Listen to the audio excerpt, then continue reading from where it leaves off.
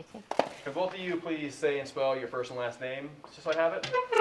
Kathy Escobar, KathyEscobar. And your title? I'm the co-founder and community cultivator at the Refuge. Okay. Steve Palmer, StevePalmer. I am a peer advocate at the Refuge. Cool, appreciate that.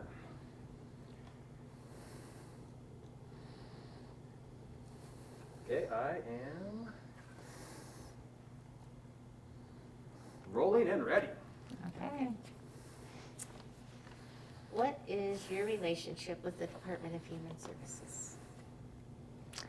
Well, the Refuge has been connected to the Department of Human Services not really since we started. We started in 2006, and I would say probably in 2011, 12, we became more connected to the Department of Human Services as an agency in Broomfield that supported people who were on the margins in different ways, people experiencing homelessness, people without certain resources, in need of some social safety net, and that we have been partnering ever since then.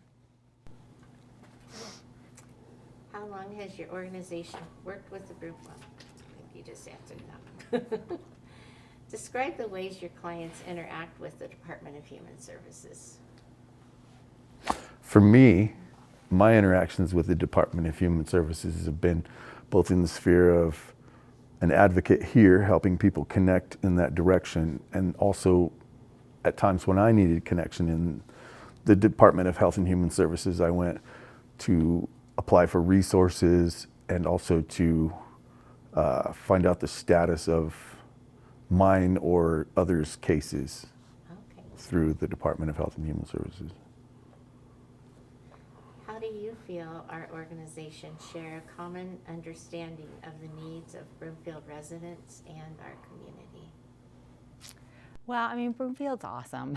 So we're so grateful because we really have formed over many years a really strong relationship of working together as the human services agencies and just trying to really find each of our unique contributions. And so DHS needs us as nonprofits, and we need DHS. And so we have really found our way of trying to make sure that we break down obstacles for people together and making sure that the folks that come to the Refuge and the Refuge Cafe really can get what the benefits that they deserve and are eligible for, and that we can help them do that. And that partnership on the DHS's side is just helping us do that through relationship. So being able to call, being able to connect, we have this situation, what are some possible ways forward? That kind of relational collaboration for us, we have seen the power of that. And it started small, and now it's very, very strong. And it really has helped our people get the things that they need. And I think that the relational collaboration that Kathy and others at DHS, Mandy, ASTA, the Homeless Navigator, that collaboration has extended itself even to this environment where the folk being served are able to give some feedback in some of those quarterly meetings. That is DHS, correct? Correct. Yes, okay.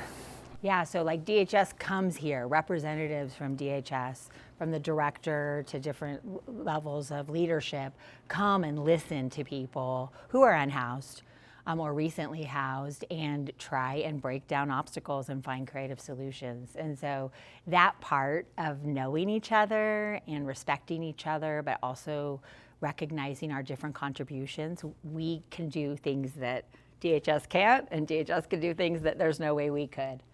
And that's why working together collaboratively has really changed how people get their needs met, for sure. And then we have Mitch, who's here at least 3 or 4 times a month.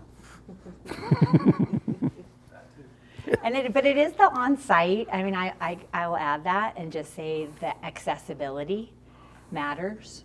So when people from DHS care because they know people they know their names they know their situations, and it does change things. It really does help to humanize not just another number, but actually people who are in the community that need help. Can you example where our partnership led to a better outcome for a Broomfield resident or the community as a whole? Our friend who was struggling to find the right paperwork after having been an adopted veteran's child overseas, who then is a senior here in this community, had lived amongst the suburbs at one point, but some issues arose that put him alongside a creek in a tent while his health faltered, and he struggled to gain the paperwork and the credentials that he needed to show his citizenship to allow him to be then assisted with Social Security, I think, as well as some housing, retirement housing type resources. And I believe that that was a collaboration of many offices over at DHS that led to that outcome. Yeah, it makes me think it's a piece of that.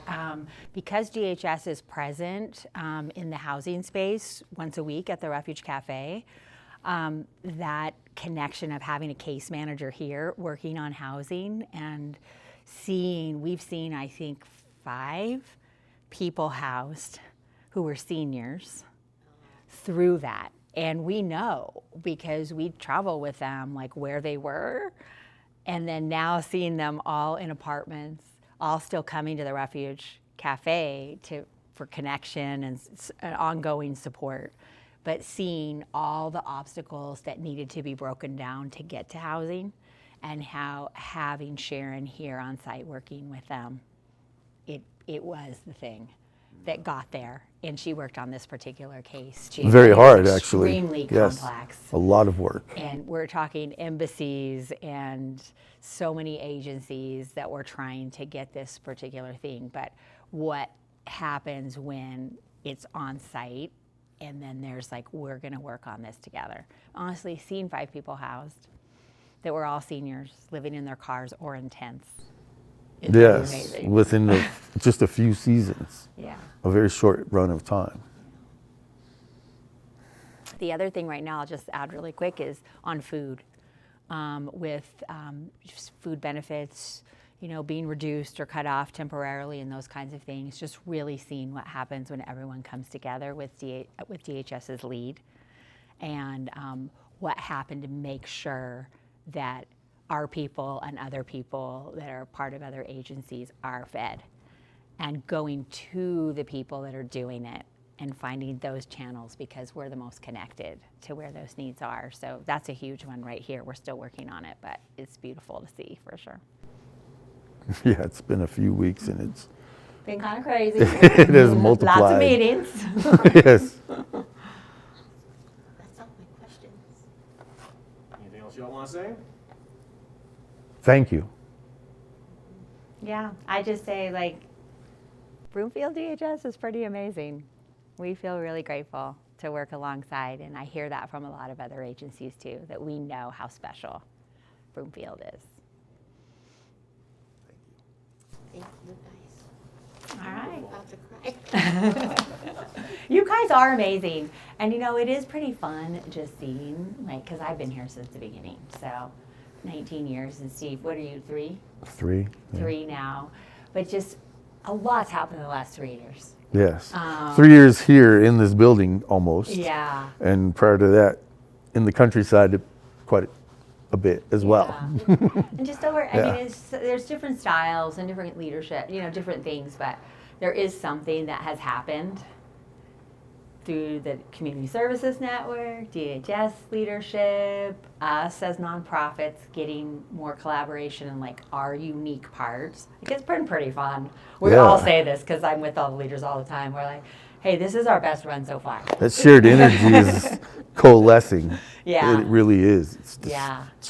It's pretty cool. We're doing a big collaboration right now, building partnership with the police department.